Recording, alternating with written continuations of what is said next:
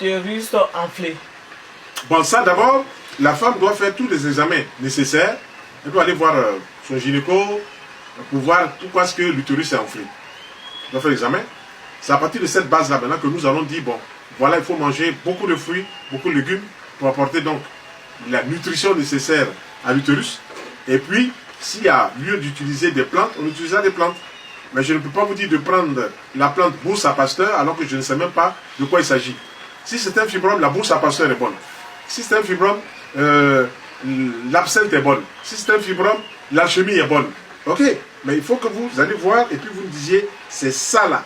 Précisément, non, on va vous dire, voilà ce que vous devez prendre. Mais en attendant, mangez beaucoup de fruits au petit déjeuner, mangez beaucoup de légumes à midi, sous forme de jus ou entier, avec de l'huile d'olive, de tournesol, de colza, de sésame, une grosse cuillère de chaque, une ou deux pincées de sel gris, ou bien une petite cuillère de vinaigre de cidre, ou de vinaigre de xérex, ou de vinaigre balsamique, avant le plat cuit.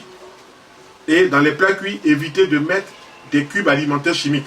Mettez dans les plats cuits du girofle, mettez dans les plats cuits du cumin, mettez dans les plats cuits du carvi, mettez dans les plats cuits de laurier, mettez dans les plats cuits de la cannelle, mettez dans les plats cuits des aromates qui sentent bon, l'estragon, le thym. Voilà, le corps se réjouit de trouver dans ces épices, ces aromates, les hormones nécessaires pour bien fonctionner.